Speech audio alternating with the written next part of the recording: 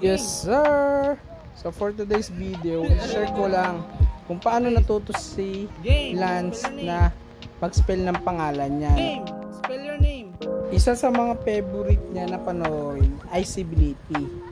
Kung naaalala niyo mga parents, before mag-end ng video, pinapa-spell ni Blippi yung name niya.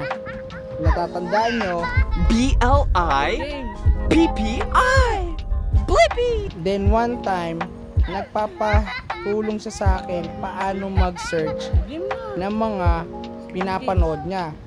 Like mga Angry Bird, Baby Sharks, etc.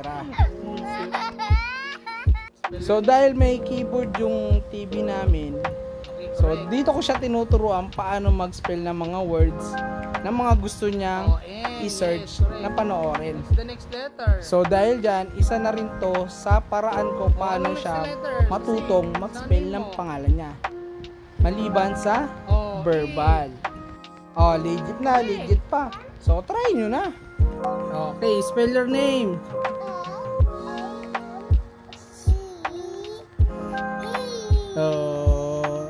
I am. Yay, galing ah.